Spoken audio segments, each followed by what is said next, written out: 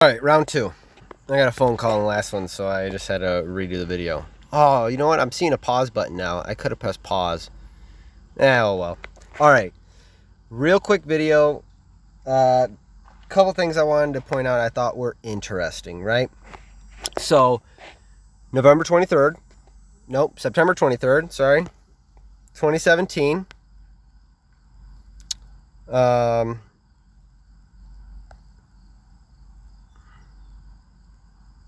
Well, that's not what the moon looked like.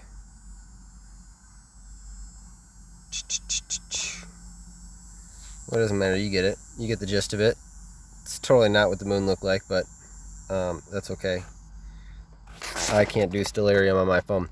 So, the Revelation 12 sign. You see the lineup? Yeah, right? Obviously. Clothed in the sun, moon at her feet, Jupiter exiting the womb.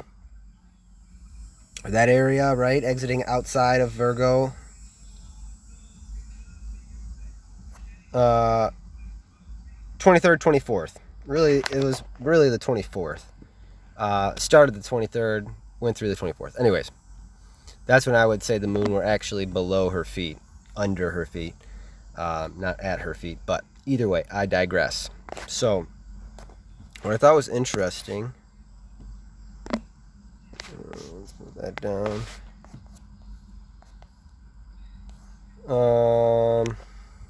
Okay. So, 2017, right? The sign started on Shaba Shuva. I probably butchered that, but it's the Sabbath day in between Feast of Trumpets or Rosh Hashanah and Yom Kippur, the Day of Atonement, which is the 30th here, okay? So that's Sabbath, that's Saturday. That's what they're calling Sabbath. Shaba Shuva, all right? 2017. Now, the alignment that took place in the heavens. Now, I know if we go date to date, and I'm not throwing the 23rd out the window by any means, but if we go on using our calendar date to date, the 23rd of 2021, right, is going to be the full 4 years, right, of that fruit tree parable, okay? However, the alignment that happened on 2017 will occur again, not on 2017, but on, I won't show you yet, but on September 1/1. So, which happens to be Shaba Shuva.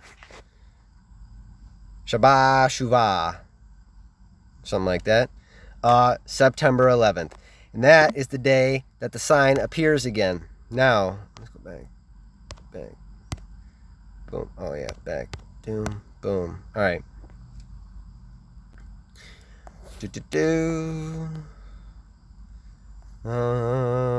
Boom.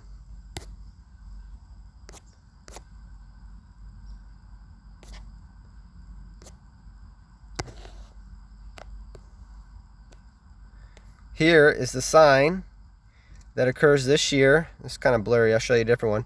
You can see clothed in the sun, moon under her feet.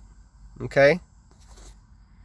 We got Venus instead of Jupiter this time, but this is what makes it really interesting, and this is going to be not the fulfillment of Revelation, the first great sign, right? But the second great sign. I'll read it. Second great sign. We're going to Revelation chapter 12. Oops. Revelation chapter 12. And there appeared a great wonder in heaven. A woman clothed with the sun, the moon under her feet, and upon her head a crown of 12 stars. Those 12 stars are always there. They're in Leo, right? They're always above her. But the moon under her feet and the sun, clothed in the sun, does not always happen. It happens once a year. Anyways, doesn't matter. I'm sure you guys already know all about the Revelation 12 sign. And she appeared, and she being with child, cried, travailing in birth, and pain to be delivered. Okay. Here it is. Verse 3. And there appeared another wonder. Okay, another wonder in the heaven. And behold, a great red dragon, having 7 heads and 10 horns and 7 crowns upon his head. And his tail drew 1/3 of the stars of heaven and did cast them to the earth. And the dragon, Lucifer, stood before the woman which was ready to be delivered, for to devour her child as soon as it was born. And this is what we see, guys, right here. Asteroid Lucifer, if you want to look it up, it's 1964 UA. Lucifer right there, waiting to devour her child. Yeah. Let's go to this. A little bit more clear, but there you go. There, I mean, you can see it. You got Lucifer waiting. Okay. And again, that happens on September 11th, which happens to be, right, Shaba Shuva.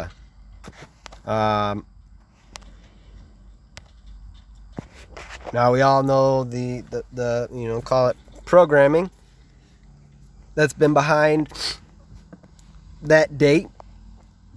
So I don't know what's going to happen, right? But I think it's interesting that sign occurred right on Shaba Shuva 2017, September 23rd, 24th, Shaba Shuva 2017.